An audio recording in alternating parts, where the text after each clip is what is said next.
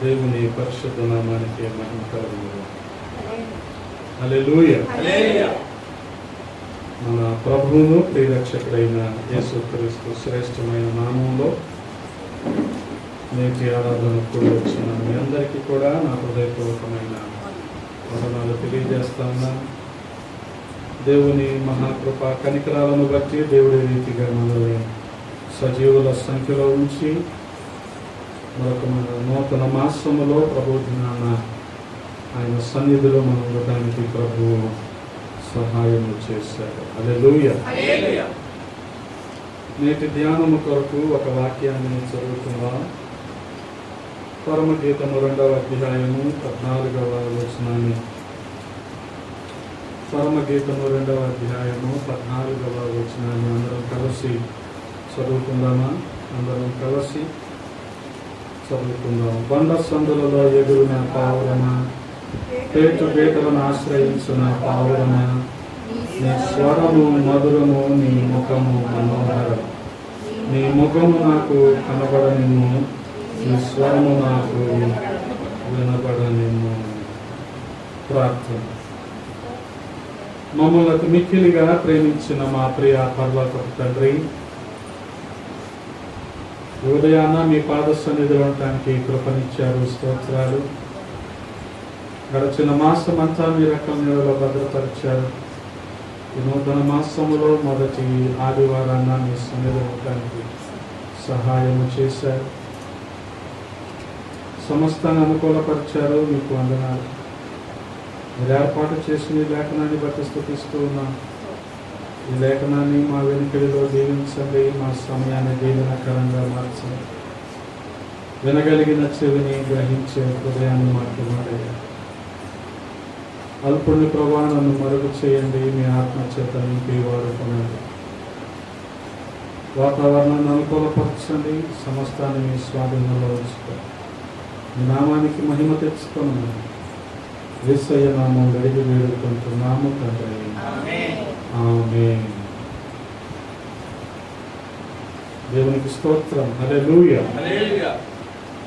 ప్రభునందు ప్రియ సహోదరి సహోదరులారా, మనందరికీ చిరపరిచితమైన పరమగీత గ్రంథాన్ని మనం ధ్యానం చేస్తూ ఉన్నాం. 2వ అధ్యాయము 14వ వచనం. బండ సందులలో ఎగురున పావురమా, పేటు బేటలను ఆశ్రయించిన పావురమా. ఇక్కడ వ్యాఖ్యాన సూత్రాన్ని జాగ్రత్తగా మనం గుర్తించాలి. అదేంటంటే, ప్రియుడు యేసుక్రీస్తు ప్రభువు వారికి సాదృశ్యంగా ఉన్నాడు. ప్రియురాలు ఆయన వధువు సంఘం అన్నమాట. ఆ రీతిగా చూడగలిగితే ఇక్కడ యేసుక్రీస్తు ప్రభువు వారు తాను ప్రేమించి తాను ప్రాణం పెట్టిన సంఘాన్ని ఏ స్థాయిలో ఏ రీతిగా ఉండాలని కోరుకుంటున్నాడో అనేక సందర్భాల్లో మనకు బోధిస్తూ వచ్చారు. అంత మాత్రమే కాదు, ఆ రీతిగా ఆ స్థాయిలో అటువంటి పరిశుభ్రత కలిగిన సంఘాన్ని ఆయన అనేక వర్ణనలతో పిలుస్తూ వచ్చారు. మెచ్చుకు ఈ 14వ వచనాలు ఆయన అంటున్నది ఏంటంటే పావురమా అంటున్నాడు. హల్లెలూయా. గమనించండి, ప్రియురాలైన సంఘాన్ని ప్రియుడైన యేసుక్రీస్తు ప్రభువు వారు పావురమని సంబోధిస్తూ, అంటే ఇది కూడా ఒక రకంగా చెప్పాలంటే ఆయన పావురం అని చెప్పి పొగుడుతున్నాడు. సంబోధన మాత్రమే కాదు కానీ ఇది ఒక పొగడ్త. ఎక్కడైనా పరిశుద్ధ గ్రంథంలో మనకు సంఘాన్ని గురించిన పొగడ్త కనిపించింది అంటే ఇక్కడనే కాదు, ప్రకటన గ్రంథంలో 2-3 అధ్యాయాల్లో మనకు కనిపించే ఆసియాలో ఉన్న 7 సంఘాలు ఉన్నాయి. ఆ 7 సంఘాలలో కూడా కొన్ని సంఘాలను ప్రభువు మెచ్చుకున్నట్లుగా అక్కడ రాయబడి ఉంటుంది. ఆ రాయబడ్డాయి అంటే ఖచ్చితంగా అక్కడ సంఘము యొక్క గొప్పతనం లేకపోతే ఆ గొప్ప లక్షణం మనకు కనబడుతూ ఉంటుంది. అలాగే పరిశుద్ధాత్ముడు మన కోసం రాయించి ఉంచాడు అంటే ఆ లక్షణాన్ని నేటి సంఘము కూడా అలవర్చుకోవాలని అర్థం. హల్లెలూయా. ఆ గొప్పతనము నేటి సంఘాలలో కూడా ఉండాలని దాని అర్థం. ఎక్కడైనా కాస్త మర్మముగా ఆ వచనాలు మనకు కనబడుతూ ఉన్నాయి అనుకోండి, అక్కడ ఒక సంగతి, ఒక అద్భుతమైన సంగతి దాగి ఉందని మనం అర్థం చేసుకోవాలి. అది ఒక గొప్ప లక్షణమై ఉంటుంది. ఆ లక్షణము సంఘము కలిగి ఉన్నప్పుడు ఆ సంఘం ఎటువంటి సంఘం అవుతుందంటే ఎత్తబడే సంఘం అవుతుంది. హల్లెలూయా. అందుకని ఇక్కడ అంటున్నాడు, పావురాన్ని బండ సందులలో ఎగిరే పావురమా అంటున్నాడు. పేతు బీటలను ఆశ్రయించు పావురమా అంటున్నాడు. వాస్తవానికి పావురం చాలా స్వేచ్ఛగా ఎగిరే పక్షి. వినీల ఆకాశంలో ఎటువంటి అరమరికలు లేకుండా, ఎటువంటి ఆంక్షలు లేకుండా విహరించే పక్షి. అటువంటిది ఒక బండ సందులో ఉండిపోయింది అనుకోండి, ఎగరటం సాధ్యపడుతుందా? సాధ్యపడదు కదా. కానీ ఇక్కడ సొలొమోను ఏమంటున్నాడు? బండ సందులలో ఎగిరే పావురమా అంటున్నాడు. ఇరుకులో ఎలాగ ఎగరటం సాధ్యపడుతుంది? సాధారణంగా ఇవి ఒక ఏమంటారు, వచనాలే, లేకపోతే ఇవి కొన్ని పదాలే, సామాన్యమైనవి అని మనం అర్థం చేసుకుంటే చాలా విడ్డూరంగా అనిపిస్తూ ఉంటుంది. ఎందుకు విడ్డూరంగా అనిపిస్తూ ఉంటుందంటే, ఏ సాహితీవేత్త అయినా, సాహిత్య విమర్శకుడైనా ఈ వచనాలు చదివాడు అనుకోండి, ఎలా సాధ్యపడుద్దండి, అక్కడ ఎగరటానికి అవకాశం ఎక్కడ ఉందండి అంటారు. అది చాలా విడ్డూరంగా అనిపిస్తుంది. అందుకనే అక్కడ ఇతని వర్ణన సరిగ్గా లేదు అని అనిపిస్తుంది. కానీ గమనించగలిగితే ఇక్కడ సంఘాన్ని ఆ రీతిగా పోల్చాడు. ఆ సంఘము కూడా ఏం చేస్తూ ఉంది? ఎగురుతూ. అంటే గమనించండి, ఇరుకుల్లో విశాలతను కలిగించే మన దేవుడు. అటువంటి పరిస్థితుల్లో కూడా సంఘము యొక్క మనుగడకు ఆయన ఖచ్చితంగా సహకరిస్తాడు అన్నది ఈ వచనాల్లో మనకి కనపడుతూ ఉంది. గమనించండి, మరి ఆ రీతిగా సంఘము ఎత్తబడాలి అంటే ఇటువంటి లక్షణము సంఘము కలిగి ఉండాలి. అది అంత స్వేచ్ఛగా ఎగరగలిగేది, తనకంటూ కొన్ని ఆంక్షలు పెట్టుకొని తనను తాను పరిమితం చేసుకొని ఉండిపోయింది. గమనించండి, తిట్టే నోరు, తిరిగే కాలు ఆగుతీయా? ఆగో. వాటికి ఎప్పుడు అదే పని మీద ఉండాలి. మరి పక్షి కూడా ఎగరకుండా అలాగే ఉంటుందా? ఉండదు. అది కూడా ఎగురుతూనే ఉండాలి. కానీ ఇది ఎగురుతుందంట. కానీ ఎక్కడ ఎగురుతుంది? బండ సందులలో, అంటే ఆ ఇరుకులో ఎగురుతూ ఉంది. ప్రభువు కూడా ఇటువంటి లక్షణమే సంఘం నుంచి కోరుకుంటూ ఉన్నాడు. అటువంటి ఇరుకులోనే సంఘము ఉన్నప్పుడు, అటువంటి శ్రమలో గుండా సంఘము వెళుతూ ఉన్నప్పుడు, వాస్తవానికి ఏ వ్యక్తికైనా కావాల్సింది ఏంటంటే స్వేచ్ఛ కావాలి కదా.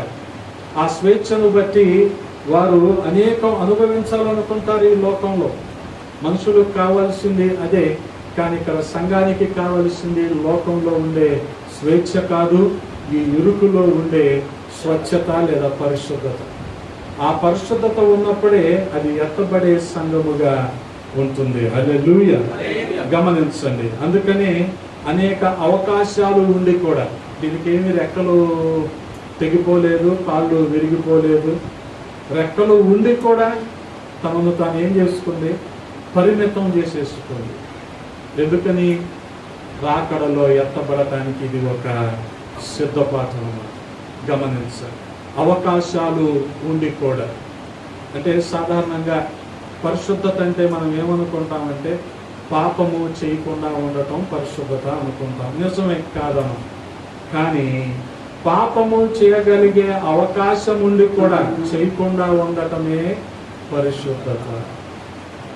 ఇది మొదటి నుంచి ఆయన ప్రణాళికలో మనకి కనబడుతూనే ఉంటుంది. ఆ రీతిగా ఆజ్ఞను మీరి పాపము చేసే అవకాశము ఆదాము హవ్వలకి ఉన్నా సరే, వాళ్ళు కొంతకాలం అలాగ ఉన్నారు. కానీ తర్వాత ఉన్నారా? లేదు. వాళ్ళ కంటి ముందు ఏం కనిపిస్తుంది? కంటికి రమ్యముగా, ఆకర్షణీయముగా మరి ఆ పండు కనిపిస్తుంది. ఆ పండు తింటే వీళ్ళు చనిపోతారని చెప్తే ఎవరు చచ్చిపోతారు అని అపవాది ఇంకొక దుర్బోధ చేస్తే వీళ్ళు తిన్నారు. తిన్న కారణంగా ఏం జరిగిందో మన అందరికీ తెలుసు. అది అక్కడ ఉండాలి, కానీ వీళ్ళు తినకుండా ఉండాలి. దాన్ని ఏమందాం ఇప్పుడు? పరిశుద్ధత. అవకాశము ఉండి కూడా చేయకుండా ఉండిపోవడం. సంఘానికి చాలా అవకాశాలు ఉంటాయి, కానీ సంఘము తనను తాను పరిమితం చేసుకొని ఈ లోకపు స్వేచ్ఛను కోరుకోకుండా తనకు తాను ఆంక్షలు విధించుకుంటూ బంధించబడేది ఒక పరలోకానికి ఎగరటానికి లేదా రాకడలో ఎత్తబడే ఒక సంఘానికి సూచనగా మనం అర్థం చేసుకోవాలి. అందుకే మనం గమనించగలిగితే అవకాశాలు ఉన్నా సరే చాలామంది ఒదిగిపోయి ఉంటారు, అక్కడే ఉంటారు. గమనించాలి. ఇది లోకానికి ఎలా కనిపిస్తుంది అంటే వీళ్ళంటే ఇంకా వీళ్ళలో ఏ ఎదుగుదల ఉండదు అనుకుంటారు. కానీ వాళ్ళు ఎందుకు అలాగా ఉండిపోయారంటే తమను తాము తగ్గించుకొని, తమను తాము నిర్బంధించుకొని అలాగా ఉండిపోయారు. గమనించాలి. చాలామంది అంటూ ఉంటారు, ఇప్పుడు బయట ఆర్థిక నేరాలు జరుగుతూ ఉంటాయి కదా, ప్రతిరోజు ఏదో ఒక ఆర్థిక నేరం గురించో ఒక పెద్ద కుంభకోణం గురించో మనకి ఏదో ఒక రూపేణ మన వార్తల్లో వింటూనే ఉంటాం, చూస్తూనే ఉంటాం. దీన్ని చూసి సాధారణంగా మనుషులు ఏమంటారంటే మేము ఎప్పుడు ఆర్థిక నేరాలకు పాల్పడలేదు అంటారు. అలాంటి వాళ్ళు ఆలోచించాల్సింది ఏంటంటే ఆర్థిక వ్యవహారాలు వాళ్ళకి ఎప్పుడైనా అప్పగించబడ్డాయా అది ఆలోచించాలి. ఆర్థిక వ్యవహారాలు వాళ్ళకి అప్పగించబడినాయి అనుకోండి, అప్పుడు అర్థమవుతుంది వాళ్ళు పాల్పడతారా లేదా అని. మంచోడి బుద్ధి ఎక్కడ తెలుస్తుంది? మాంసం దగ్గర తెలుస్తుంది. నేను మంచోడి అంటే కాదు, అక్కడ కొండలో నీకు మాంసం కనిపిస్తూ ఉండాలి, నువ్వు చెల్లించకుండా ఉండాలి. పరిశుద్ధతను అర్థం చేసుకోవడానికి ప్రయత్నించండి కదా. చాలామంది అలా చెప్తూ ఉంటారు, మాకు అసలు ఎప్పుడు అలా తెలియదు. ఇస్తే కదా నీకు అవకాశం ఇచ్చినప్పుడు అర్థమవుతూ ఉంటుంది కదా. ఆదాము హవ్వలు చల్లపోటాలా తిరుగుతూ ఉండేవాళ్ళు, దేవుడితో మాట్లాడుతూ ఉండేవాళ్ళు. కానీ మధ్య మధ్యలో వాళ్ళ కంటికి అటు ఇటుగా ఎలా కనిపిస్తూ ఉండేది? అది ఆకర్షణీయంగా కనిపిస్తూ ఉండేది. అది కనిపిస్తున్నా సరే దాని జోలికి వెళ్లకుండా ఉండటమే పరిశుద్ధత. అవకాశాలు ఉన్నా పాపము చేయకుండా ఉండటమే పరిశుద్ధత. రెక్కలు ఉండి కూడా ఎగరకుండా అలాగ బంధించబడి ఉండటమే ఇప్పుడు ఈ పావురం అనబడిన సంఘములో ఉన్న గొప్ప లక్షణం. ఎటువంటి లక్షణం అంటే ఇది రాకడలో ఎత్తబడటానికి కావలసిన లక్షణం. హల్లెలూయా. గమనించండి, ఒక కళ్ళు లేని వ్యక్తిని, ఒక అంధుడిని తీసుకొచ్చి రాజుగారు, అయ్యా నీకు ఈరోజు సన్మానం చేస్తామా? అయ్యా కళ్ళు లేని నాకెందుకు సన్మానం అన్నాడు. లేదు రాత్రి నువ్వు భోజనం చేసేటప్పుడు నీ భోజనం వాళ్ళ దగ్గర ఒక వజ్రపు టొంగరం పెట్టాము, అది నువ్వు తినలేదు కాబట్టి నువ్వు మంచోడు అని నీకు సన్మానం చేస్తున్నావు అన్నారు. అప్పుడు ఆయన అన్నాడంట, అయ్యా ఈ సంగతి ఏదో రాత్రే చెప్పుకుంటే తీసేసుకొని అటు నుంచి అటు ఎలాగో వెళ్ళిపోయేవాడిని కదయ్యా, ఈ సార్లు నాకెందుకు, ఈ సన్మానం నాకెందుకు, అదంటే లైఫ్ సెటిల్ అయిపోయేది. అంటే చాలామంది చేయకుండా ఉండటానికి కలిగిన కారణం ఏంటంటే అవకాశం దొరక్క. అవకాశం ఉండి నీ కంటి ముందు అలాగా చేయగలిగే పరిస్థితులు ఉండి కూడా నువ్వు చేయకుండా ఉండటమే పరిశుద్ధత. గమనించాలి, పరిశుద్ధత. కొన్ని సందర్భాల్లో అపవాది ఏం చేస్తాడంటే ఇటువంటి ప్రేరేపిస్తూ ఉంటాడు మనుషులు కదా. అంటే వాస్తవానికి దానికి మనకి పెద్దగా అర్హత ఉండదు, దానికి మనం ఎలిజిబుల్ కాదు. కానీ వాడేం చేస్తాడంటే ఏదో ఎలిజిబిలిటీ ఉన్నట్టు చూపిస్తాడు. అప్పుడు మనం ఏం చేస్తాం, దేవుని కృప అని చెప్పి అటువంటివన్నీ అనుభవించేస్తూ ఉంటాం. గమనించండి, ఒకవేళ దేవుడే ఇవ్వాలి అనుకుంటే, దేవుడే మన పక్షాన్ని అవన్నీ మనకు చెయ్యాలనుకుంటే జీవోలు మారుస్తాడు కానీ డాక్యుమెంట్లు మారుస్తాడు. ఆయనే మనకు చెయ్యాలనుకుంటే ఆయన జీవోలు మారుస్తాడంటే గెజెట్లు మారిపోతాయి. అంటే ఏంటిది, రాజు ఆజ్ఞ మారిపోద్ది అంతేగాని అలా చేయగలడు. కానీ ఆయన మనం అవి చేసి ఈ చేసి తిమ్మిని బంధించేసి దేవుడు అవకాశం ఇచ్చారు అనుకోవడం చాలా తక్కువ. ఇంకెక్కడుంది మన పరిశుద్ధత? ఇంకెక్కడ మనం బండ సొందులో ఎగిరే పౌరంలాగా ఉంటున్నాం? మనం ఎక్కడ రాకడలో ఎత్తపట్టడానికి ఇంక ప్రయత్నిస్తున్నాం? గమనించండి, అంతే కదా. ఎందుకు లేదు, మా అన్నయ్య చేసుకుంటాడు, ఉద్యోగం ఇచ్చేసాను అంటాడు. అరే అది కాదు విషయం, నీ క్వాలిఫికేషన్ లేదు, ఇది చెప్పవే. ఇది చెప్తున్నా మా అన్నయ్యకి ఇచ్చేసాను నేను, మా అన్నయ్య సేవ చేసుకుంటానంటే సెకండ్ ఇయర్ చేశాను. మరి మీ అన్నయ్యకి ఏం లేదు అసలు. అసలు మీ అన్నయ్యకి సంఘం లేదు, దర్శనం లేదు, మీ అన్నయ్య సేవకుడే కాదు. నువ్వేదో జాలి తెరిచి విజయవాడలో సంఘాన్ని ఇచ్చేస్తే నువ్వు మీ అన్నయ్య చేసుకుంటున్నాడు. పాపం 4 మెతుకులు సంబాధం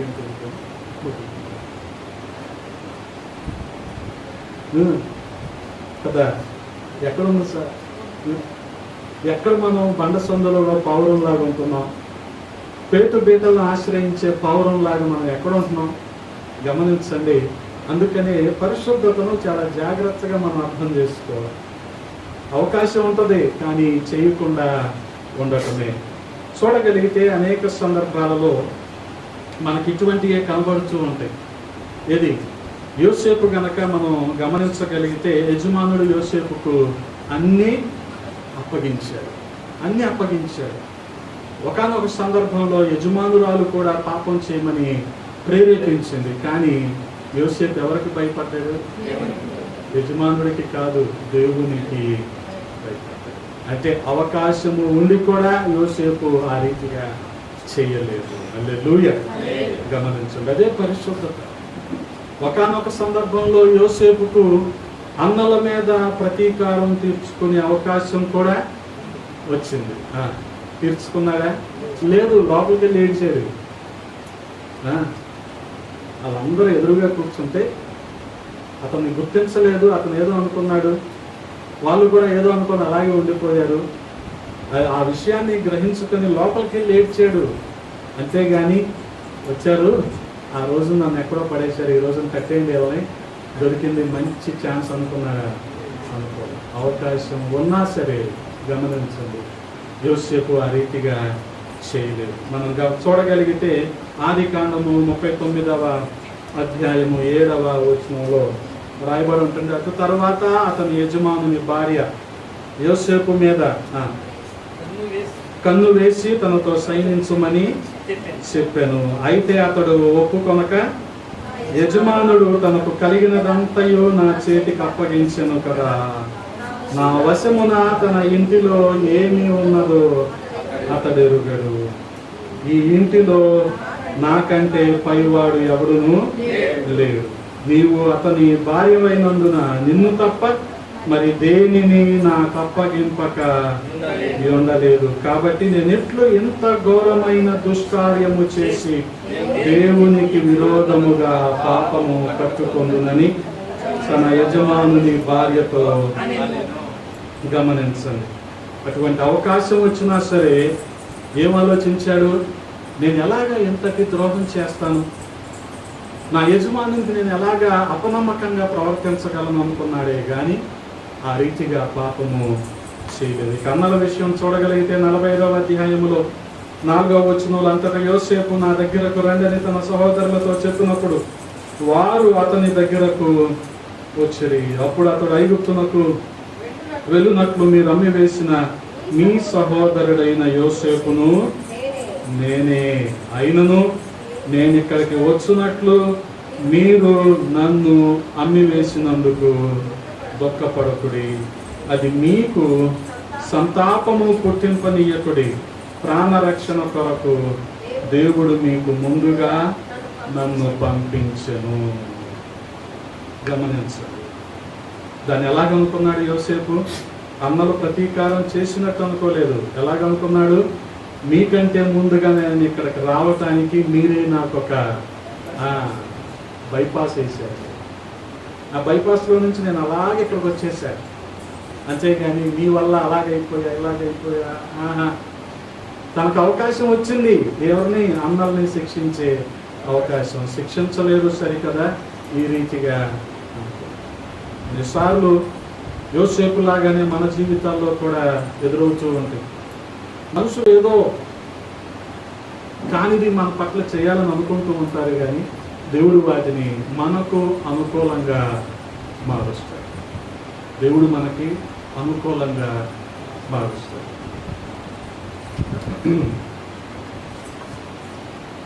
నాకుండే ఒక మంచి అలవాటు ఏంటంటే, ఇప్పుడు ఫోన్ చేస్తున్నా కానీ ఫోన్లో తీయండి.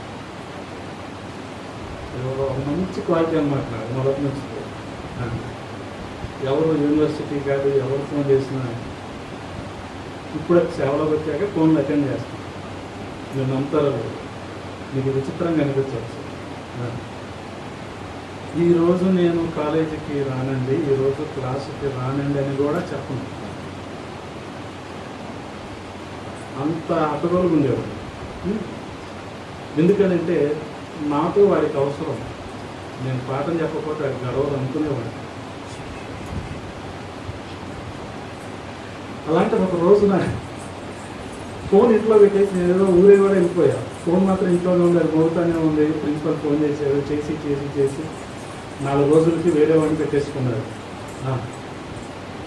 చూసి జనాలు ఎదురు చూస్తున్నారండి, పేరెంట్స్ కూడా అవర్లు ఖాళీగా ఉంటాయి అంటున్నారు అని చెప్పేసి నేను ఫోన్లో చాలా మిస్టేక్గా చూసి తర్వాత ఎలా వెళ్తాగా మన టైం లేదండి వేరే వాళ్ళని పెట్టేసుకున్నాను అన్నాడు. ప్రభు మరి నేను అతి త్వరలో నేను సేవకు వచ్చేస్తాను, మరి నా పరిస్థితి ఏంటి, నాకు ఎలా కలుస్తుంది అది అని నేను అడుగుకుంటున్నాను. ప్రభు ఏం చేశాడు తెలుసా టైంకి? సార్ ఇంగ్లీష్ అవకాశం లేదు కానీ సోషియాలజీ అయితే అవకాశం ఉందండి. ఓకే, సోషియాలజీ అయితే మనకేంటి, మనకి 6 పేజీలు ఉన్నాయి, ఏ సబ్జెక్ట్ అని చెప్పుకుంటాం. సోషియాలజీ చెప్తానండి అన్న, దానికి దీనికి ఒకే చేతాను కదా. ఇప్పుడు సోషియాలజీ అయితే ఏం జరుగుతుంది? మహా అయితే 2 అవకాశాలు వస్తాయి. ఇంగ్లీష్ అయితే ఫస్ట్ ఇయర్లోనే ఉంటుంది, సోషియాలజీ అయితే ఫస్ట్ ఇయర్లో ఉంటుంది, ఫైనల్ ఇయర్లో ప్రివెంటివ్ సోషల్ మెడిసిన్ పేరుతో వాళ్ళకి ఉంటుంది. అంటే ఇప్పుడు నాకు ఎన్ని అవర్లు వస్తాయి? 1 జీతం బదులు 2 జీతం వస్తాయి. ఇప్పుడు మనుషులు ఏదైనా చేసుకున్నాము, దేవుడు దాన్ని మనకు ఎలాగ మారుస్తాడు? అనుకూలంగా మారుస్తాడు. అదే బతికేదే ఇంగ్లీష్ కోసం అన్నట్టు ఉండేవాడిని, కానీ దేవుడు ఆ ఇంగ్లీష్ తీసి ఏం ఇచ్చారు? ఇప్పుడు సోషియాలజీలో 2 అవర్లు డబల్ చేద్దాం కదా. యోసేపు కూడా వాళ్ళు అనుకున్నారు మేము ఆయన్ని తప్పించేసాం, అడ్డు తొలగించుకున్నాం అనుకున్నారు. కానీ ఇప్పుడు ఎక్కడికి వెళ్ళిపోయాడు? డైరెక్ట్గా బావిలో పట్టం డైరెక్ట్గా ఎక్కడికి వెళ్ళిపోయాడు? ఐగుప్తుకి వెళ్ళిపోయాడు. ఐగుప్తులో ప్రధానమంత్రి స్థాయికి వెళ్ళిపోయాడు. అందుకే గమనించండి, అలాగా యజమానురాలి విషయంలో తన పరిశుద్ధతను కాపాడుకున్నాడు యోసేపు. అన్నల విషయంలో ప్రతీకారం తీర్చుకోకుండా తన పరిశుద్ధతను కాపాడుకున్నాడు. వాస్తవానికి ఈ పావురం ఏం చేస్తుందంటే, ఎవరో రెక్కలు కత్తిరిస్తే కూర్చొని ఆడవట్ల, తనకు తానే ఒక ఆంక్ష విధించుకొని ఆ రీతిగా ఉండిపోయింది. గమనించండి, ఎగరకుండా ఉండటం, ఈ రీతిగా శ్రమలలో ఉండటం, ఇవన్నీ కూడా రాకడలో ఎత్తబడటానికి సూచన. రాకడలో ఎత్తబడటానికి సంఘము కలిగి ఉండవలసిన ఒక గొప్ప లక్షణం ఇది. గమనించండి, లోతు జీవితంలో మనం చూడగలిగితే యోసేపులాగా కాదు, లోతు స్వేచ్ఛను కోరుకున్నాడు. వాస్తవానికి గొడవ ఎవరికి? అబ్రహాము పశువుల కాపర్లకి, లోతు పశువుల కాపర్లు, అంతేనా కదా? అంతే కదా. ఇప్పుడు మహా అయితే ఏమవుద్ది? వాళ్ళ పశువుల కాపర్లు వీళ్ళకి సారీ చెప్తారు, లేకపోతే వీళ్ళ పశువుల కాపర్లు వాళ్ళకి సారీ చెప్తారు. కానీ లోతు కోరుకున్నది ఏంటి? ఎక్కడి నుంచి వెళ్ళిపోవాలి. మాట్లాడితే అబ్రహాం ఫ్యామిలీ ప్రేయర్ అంటున్నాడు, ప్రతి ఆదివారం మందిరం అంటున్నాడు, నుంచి వెళ్ళిపోవాలి. నాకేం కావాలి? స్వేచ్ఛ కావాలి. ఏదో దేవుడు వాగ్దానం చేశాడు అంటున్నాడు, కొండలో లోయలు ఉన్న దేశంలో ఏమి నడిపిస్తున్నాడు, నాకేమీ కాదు.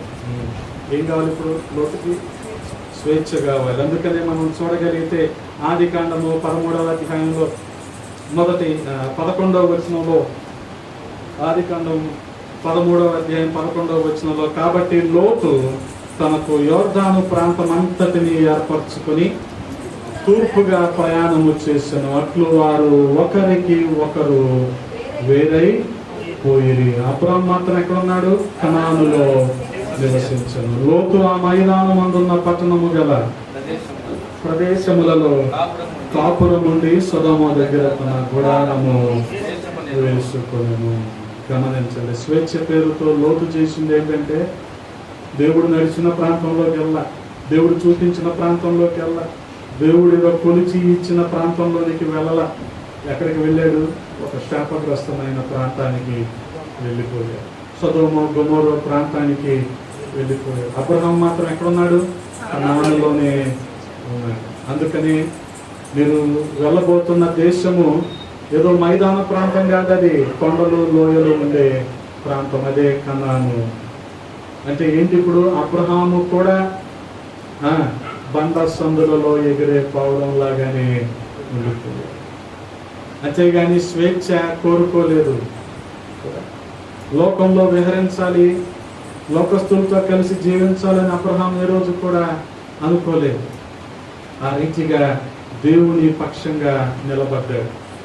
దేవుడు ఏదైతే తనకు వాగ్దానం చేశాడో ఆ వాగ్దానం నెరవేర్చబడే వరకు ఆ రీతిగానే ఉన్నాడు. గమనించండి.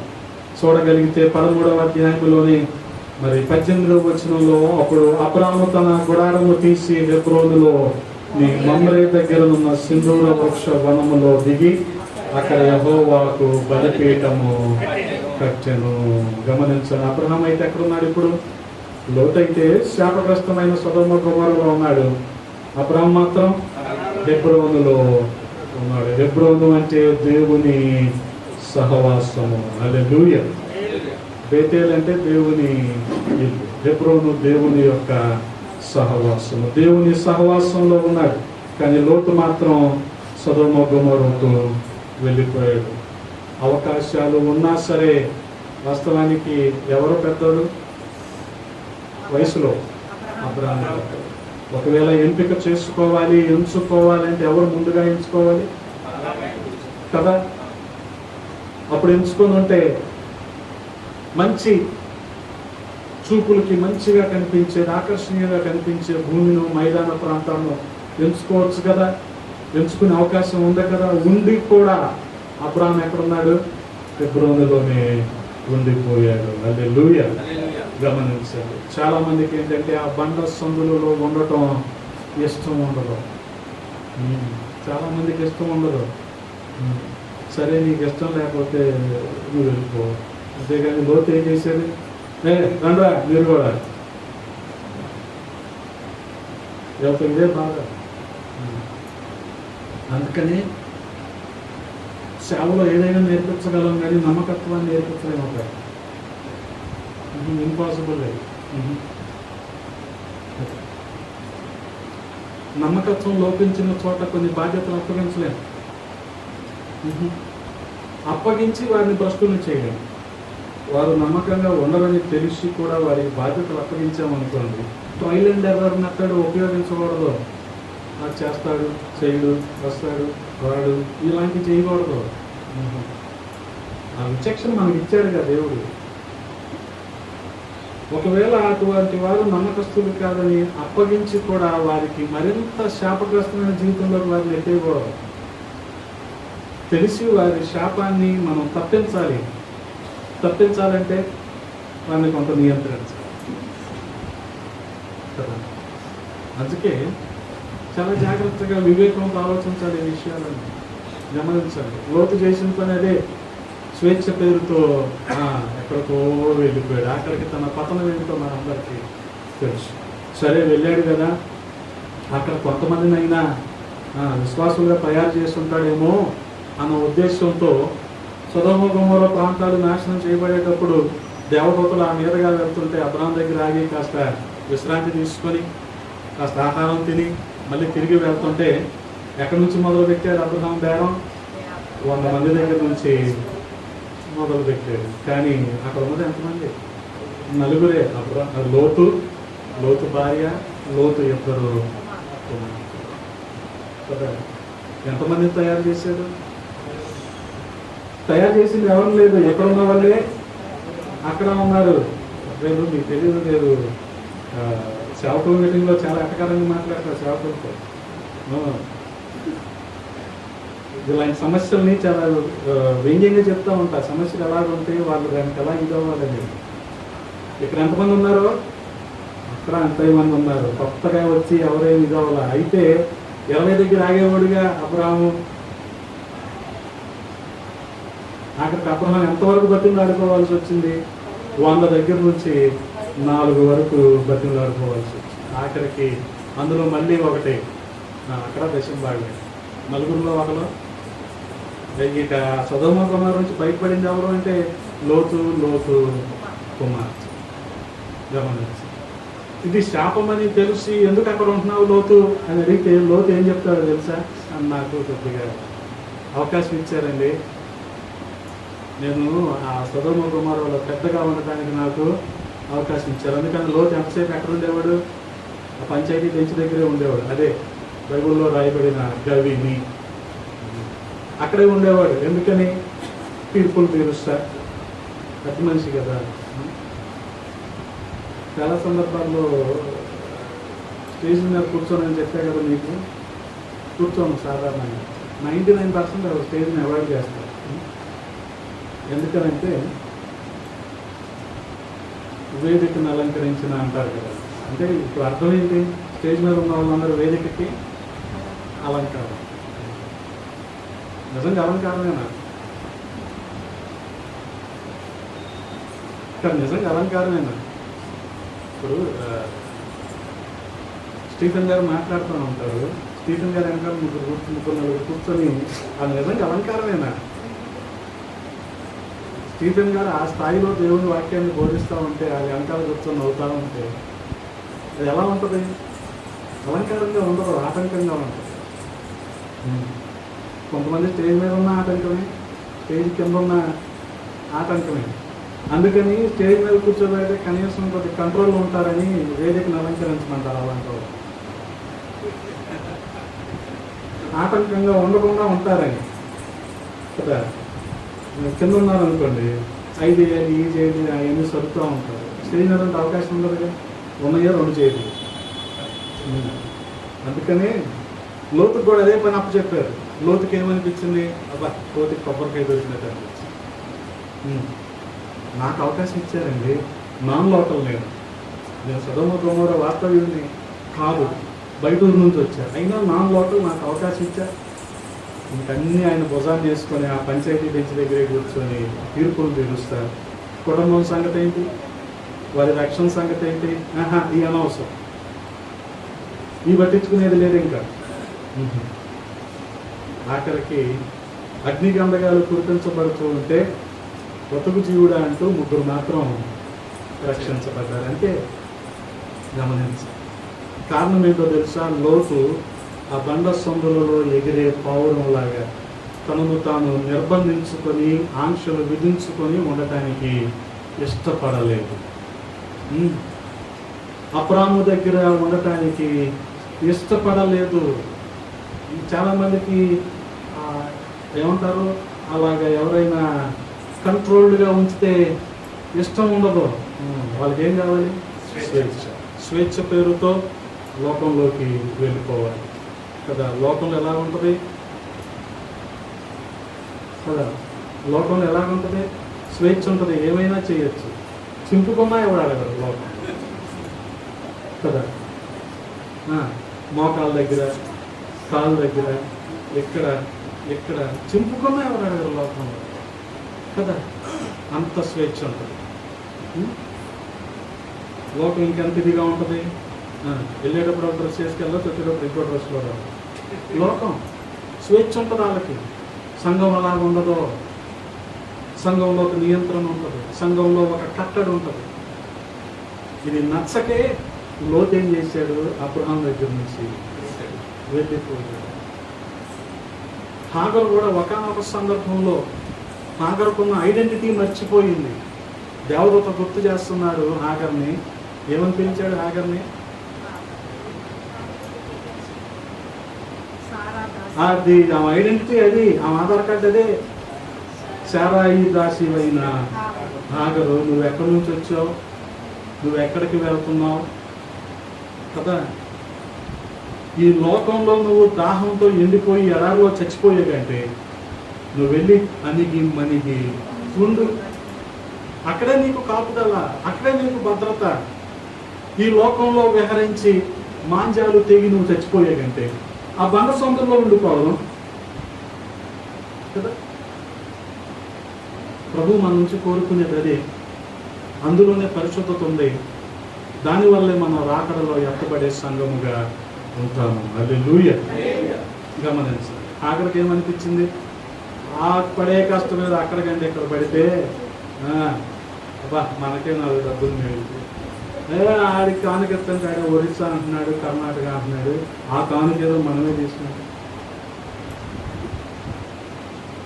మనకే ఉంటుంది అది, అంతేగా. అందుకని ఏం చెప్పాడు దేవదూత ఆఖరికి? నువ్వు వెళ్ళి శారాయి దగ్గర అణిగి మణిగి, నీకదే కాపుదల, నీకదే భద్రత. అలాగ నువ్వు కంట్రోల్డ్గా ఉంటావు, డిసిప్లిన్డ్గా ఉంటావు, దానిని బట్టే నువ్వు దీవించబడతావు. గమనించండి, వీటిల్లోనే దీవెన ఉంటుంది. ఈ రీతిగా తగ్గించుకొని అలాగా కట్టుబడి ఉండటం అనేది ఒక రకమైన ధన్యత. అది మనం అర్థం చేసుకోవాలి. అది ఒక రకమైన ధన్యత. అలాగే గమనించగలిగితే ఇక్కడ హాగరు ఆ రీతిగా చేసింది. ఎలీషా శిష్యులు కూడా ఉన్నారు. రెండవ రాజుల గ్రంథం 6వ అధ్యాయం, 2వ రాజుల గ్రంథం 6వ అధ్యాయం 1వ వచనంలో, అంతటా ప్రవక్తల శిష్యులు ఎలీషా యొద్దకు వచ్చి, ఇదిగో నీ యొద్ద మాకున్న స్థలము ఇరుకుగా ఉన్నది. నీ సెలవైతే మేము యోర్దాను నదికి పోయి తమ యొక్క మ్రాను అచ్చట నుండి తెచ్చుకొని మరి ఒక చోట నివాసము కట్టుకుందుమని మనవి చేయగా అతడు వెల్లుడని. ఇది కొద్దిగా సంస్కారవంతమైన శిష్యులు అన్నమాట. ఏం చేస్తున్నారు? ఎలీషాని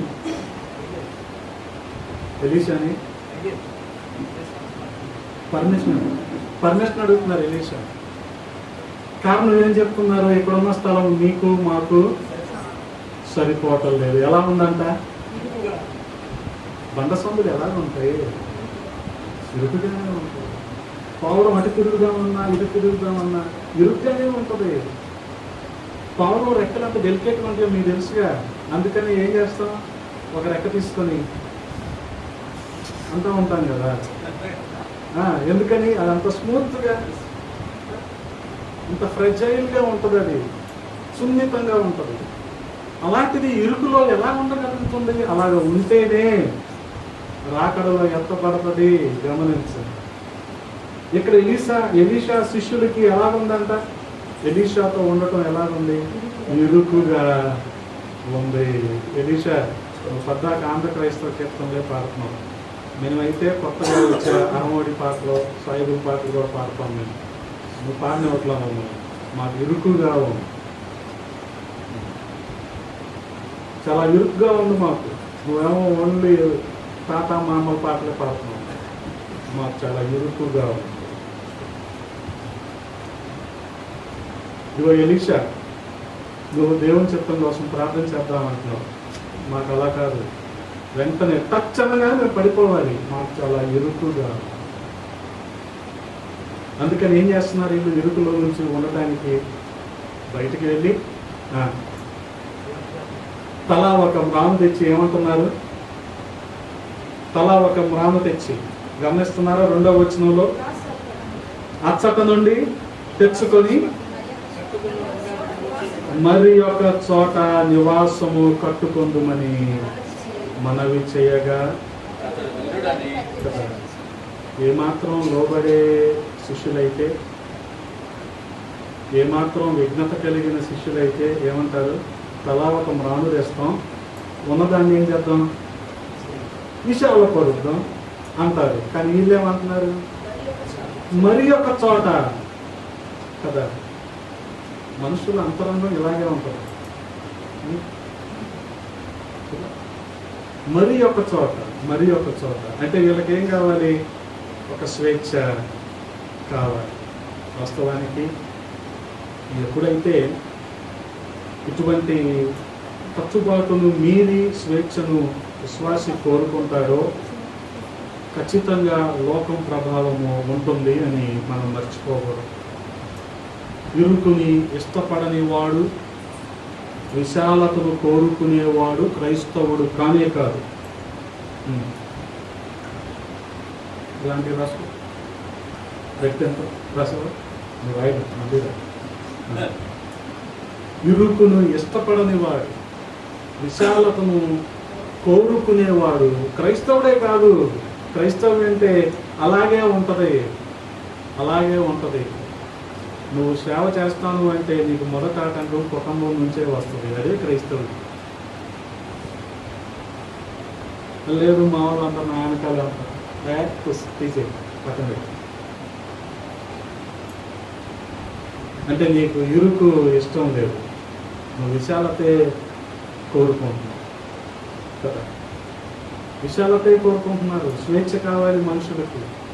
ఒక క్రమము, దేవుని భయము, దేవుని భక్తి అవసరం లేదు. కానీ పావురానికి అవకాశం ఉండి కూడా ఏం చేస్తుంది? ఆ రీతిగా బండసందులలోనే ఎగురుతూ ఉంది. ఇది దేవునికి ఇష్టమయ్యి దేవుడు ఏమంటున్నాడో చూసారా? 14వ వచనంలోనే, నీ స్వరము మధురం, నీ ముఖము మనోహరము. నీ ముఖము నాకు కనబడనిమ్ము, నీ స్వరము నాకు వినబడనిమ్ము. ప్రభు ఎలాంటి వారిని చూడాలనుకుంటున్నాడు? ఇలా ఇరుకులో ఉండే వారిని చూడాలనుకుంటున్నాడు. ఎవరి స్వరము వినాలనుకుంటున్నాడు? ఇలాగ నలిగిపోతున్న వారి స్వరాన్ని ఆయన వినాలనుకుంటున్నారు. అంటే ఆయన ఇష్టపడే క్వాలిటీ ఇది, ఆయన ఇష్టపడే ఒక లక్షణం ఇది. ఈ లక్షణం ఏంటంటే రాకడలో ఎత్తబడే లక్షణం. హల్లెలూయా. అందుకనే నా పావురమా, బండ సందులలో ఎగురు నా పావురమా, పేటు బీటలను ఆశ్రయించు నా పావురమా, నీ స్వరము వినబడనిమ్ము, నీ ముఖము కనబడనిమ్ము. ఎందుకు? నీ ముఖము మనోహరం, నీ స్వరము మధురము. హల్లెలూయా. గమనించండి, ఆ రీతిగా మనం చూడగలిగితే అటువంటి సంఘాన్ని దేవుడు ఇష్టపడతాడు. అటువంటి సంఘమే రాకడలో ఎత్తబడే కదా. వాస్తవానికి ప్రతి సేవకుడు కూడా సంఘము నిమిత్తము అటువంటి ప్రయాసే పడుతూ ఉంటాడు కదా. సంఘం ఆశీర్వదించబడటం, వ్యక్తిగతంగా వారు దీవించబడటం ఎంత అవసరమో, వారు రాకడలో దేవుని ఎదుట కనబడటం కూడా అంతే అవసరం కదా. ఇక్కడ మెటీరియల్ బ్లెస్సింగ్స్ అన్నీ ఉండి, భౌతిక సంబంధమైన ఆశీర్వాదాలన్నీ ఉండి, ఆయన రేపొద్దున నువ్వెవరో నాకు తెలియదంటే చాలా కష్టం. ఎంతకాలం నీ ప్రయాస అంతా వృధా. గమనించండి, ఎంతకాలం మనం భక్తి అని చేసిందంత వృధా. అందుకనే రాకడలో ఎత్తబడే సంఘముగా మనము గమనించాలి. అటువంటి కృపను దేవాది దేవుడు మనందరికీ దయచేయును గాక. ఆమేన్. తలలు వంచండి, ప్రార్థన చేసుకుందాం. పరిశుద్ధుడా, ప్రేమ కలిగిన తండ్రి, ఉదయాన్న కొద్ది మాటలు ధ్యానించడానికి కృపనిచ్చారు. స్తోత్రాలు రాజా. పావురము ఎగరగలిగే అవకాశం ఉంది కూడా నాయన తనను తాను పరిమితులు విధించుకొని, ఆంక్షలు విధించుకొని ఆ బండ సందులలోనే నలిగిపోతూ, ఆ రీతిగా ప్రభా లోకంలో ఉండే అవకాశము కలిగి కూడా అటువంటి అవకాశాలు ఏమీ పట్టించుకోకుండా నీ సన్నిధిలో నలిగిపోయే భాగ్యాన్ని మా అందరికీ ఉంది. ఆ రీతిగా ఎత్తబడే సంఘముగా మమ్మల్ని చేయమని బతిమాలుకుంటూ ఉన్నాం. విన్న మాటలు మా హృదయంలో భద్రపరచాలి, నీరు కట్టి ఫలింపుతూ నీ కృపకు అప్పగించుకుంటూ యేసయ్య నామములో అడిగి వేడుకుంటున్నాము తండ్రి. ఆమేన్.